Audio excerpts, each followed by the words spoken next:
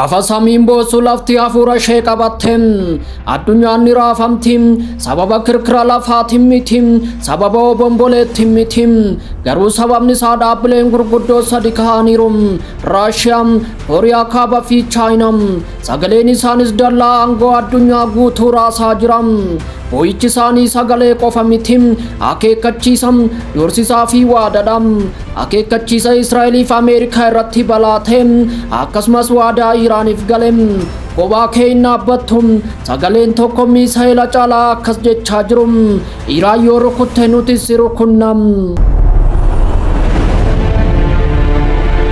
Iraan yoo rukuttan nutis rukunnam kun kana booda waa'ee biyya tokko qofa mitim kana booda waa'ee iddoowwan niwukilaraa yookiin waliigaltee dhoksaa qofa mitim kun amma lola humnoota addunyaatiin sararri bahaa fi dhiha gidduu jiru gubachaa jiram addunyaan qarqara abiddaa saboota balleessuu danda'u irra dhaabbattee jirti abiddi kun yoo babal'ate immoo bahaa giddu galeessaa qofa keessatti hin dhaabbatu magaalota Ameerikaa daangaa Israa'el mana Awurooppaa samii Eeshiyaa fi tarii mana lafa hundaa gubuu danda'am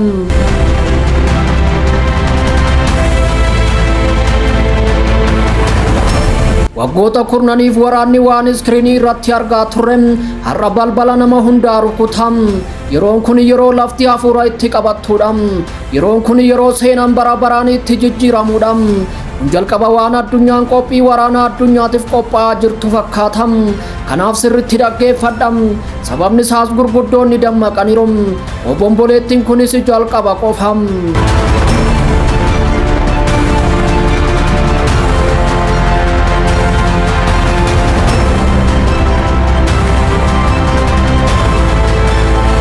Bahii giddu galeessaa qarqara qilee jirtim duumessi waraanaa Iraan Israa'el fi USA gidduutti raafamtim dacheen immoo kirkiraa jirtim gaaddidduu abiddaa fi aarii keessatti bahii giddu galeessaa hafuura ishee qabattee jirtim samiin Iraan gubachaa jiru ammallee aarritti ulfaatee jiram lafti ammallee humna haleellaa USA fi Israa'el iddoo niwukilaraa Teheraan irratti raawwataniin ni raafamam wanti addunyaa yeroo tokko dippiloomaasii jettum amma caccabaa Fordow fi Natanz jalatti awwaalameeram lafa jala gadi fagom bakka yeroo tokko yuuraaniyeemiin callisee iccitiidhaan naanna'aa ture amma humna boombitiin caccabee jiram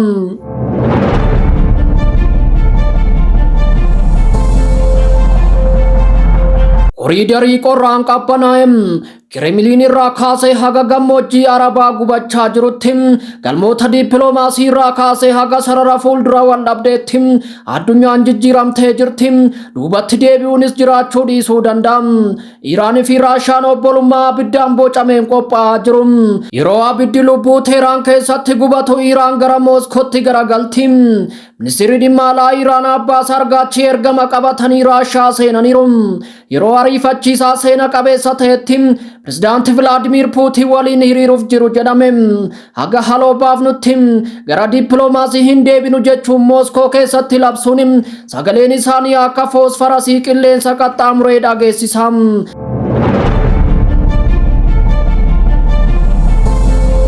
Raashiyaan gamtaa USA fi Israa'el waliin qabdu gidduutti sarara haphii akka cirrachaatti deemaa ture adda kutuun haleellaa USA balaaleffatte Kremlin sirna niwukilaraa addunyaa irratti balaatu bu'e jedheera waliigaltee meeshaa niwukilaraa akka hin babal'anne mallattaa irratti rukuttaa gara jabinaa hamaatu bu'e jechuun balaaleffateera Mooskoon Iraan qofaaf osoo hin taane naannoo guutuutti balaa guddaan akka bu'u sodaatti waraana akka obomboleetti fi cirrachaa dhuma qabnetti baha giddu galeessaa keessa darbuun addunyaa guutuu gubuu danda'a jechuun yaadachiisaniiru balbala cufame duuba tarsiimoo mul'achaa jiram humnoonni niwukilaraa lama tokko madaa'ee inni kaan ilaalaa jiram lamaan isaaniyyuu tarkaanfii fudhachuuf qophaa'aniiru deebiin addunyaa abiddaa fi abdii dhaba gidduutti dhagahamaa jiram Pyongyang keessatti Kooriyaan kaabaa aariidhaan harka ishee walitti qabdee ol kaafte haleellaa USA mirga abbaa biyyummaa Iraan kan cabse ta'uu labsite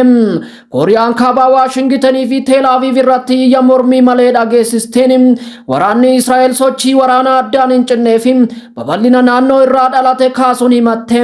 Kooriyaan kaabaa weerara Israa'el maseensuuf akka qophoofte beeksifte. Ergaan Pyongyang addunyaa raase. Michummaan Iraan fi Kooriyaa kaabaa yeroo tokko iccitiidhaan haguugame amma waltajjii addunyaa irratti bu'aa jira. Tumsa waraana waggoota kurnaniif callisaa fi mormii wal fakkaatan hidhamedha. Gama biraatiin ammoo Islaamabaad keessatti waan ajaa'ibaatu dhagahame. Paakistaan pireezidaantii USA Doonaald Tiraamp badhaasa Noobeelii nagaa akka argatan erga gorsitee sa'aatii muraasa booda keessa garagalte. Bilbilli ministeera muummee Shahibaa Shariif irra pireezidaantii Iraan Masuud Pezeshkiyaanitti bilbilame. Haleellaan kun seera addunyaa fi aangoo dhaabbata atoomikii idil addunyaa kan cabsu jechuun balaaleffatte.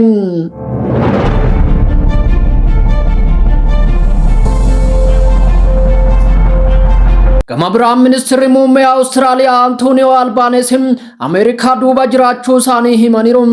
Iraan meeshaa niwukilaraa akka argattu hayyamuu akka hin dandeenye addunyaa yeroo dheeraaf walii galtee turte jechuun haleellaan kun tarkaanfii barbaachisaa ta'uu mirkaneessaniiru.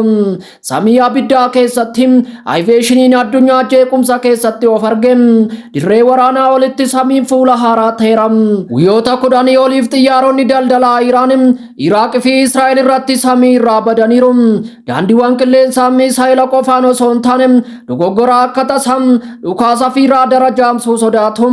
Daandiiwwan xiyyaaraa gurguddoon akka Air France, KLM, Singapore Airlines fi British Airways balallii haqaniiru yookiin gara biraatti jijjiiraniiru.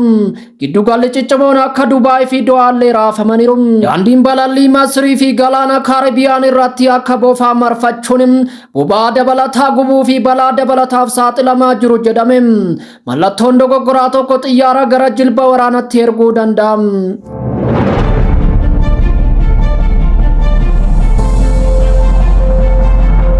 Addunyaa guutuun haleellaa USA booda deebii Iraan sodaa guddaan eeggachaa jiru. Dhaabbanni Fordow gaarreen keessa qotame amma diigamuu mala. Ogeeyyiin akka jedhanitti haleellaa USA seentirifuujii yuuraaneemii barbadeessuu fi dhiisuusaa suuraan saatalaayitii ammallee ifa miti. Manni maree nageenyaa dhaabbata mootummoota gamtoomanii kaleessa walga'ee ture. Raashiyaan, Chaayinaa fi Paakistaan hatattamaa fi haalduree tokko malee dhukaasa dhaabuu gaafataniiru. Kuni ta'uu baannaan garuu balballi gaannamaa akka banamu akeekkachiisanii. Yaa ta'u malee sagaleen nagaa, sagaleen mootora jeettii fi sagalee boombitiin liqinfamuu danda'a. Gama biraan Tiraamp ajandaa haaraa qabachuun as ba'eera. Iraan kan hin jilbiifannee fi USA irratti haloo kan baatu yoo ta'e jijjiirama sirnaa Iraan keessatti fiduuf akka hojjetu akeekuun dhagahame.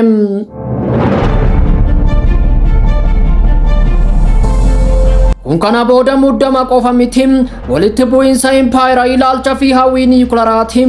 Gaaffii lubbuun jiraachuu kabajaa fi olaantummaati. Iraan deebii akka kennitu dhaadatte yoom osoo hin taane yoom malee. Yeroo kanas raafamni sun daangaa keessa turuu dhiisuu danda'a. Waraanni kun misaayilaa fi walga'iidhaan jalqabuu danda'a. Garuu addunyaan qarqara irraa duubatti deebi'uuf haamilee yoon arganne ammallee wanti hundi kichuutti xumuramuu danda'a. Ammas addunyaan callisee eega. Ibsoonni dubbataniiru.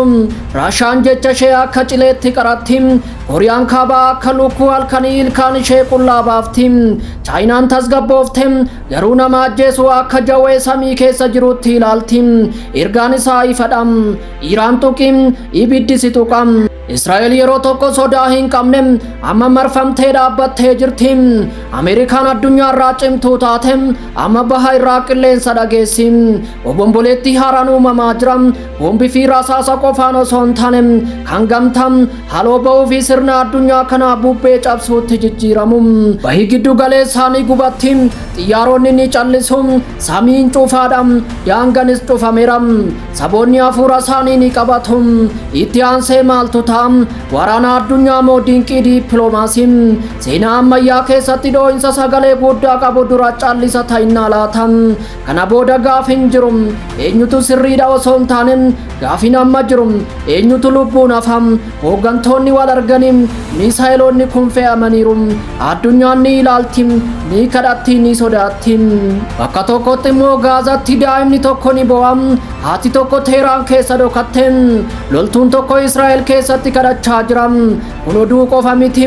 Kun boqonnaa seenaa abiddaa fi sodaadhaan barreeffamedha. Yeroon kun yeroo humni hiree walii wal arguudha.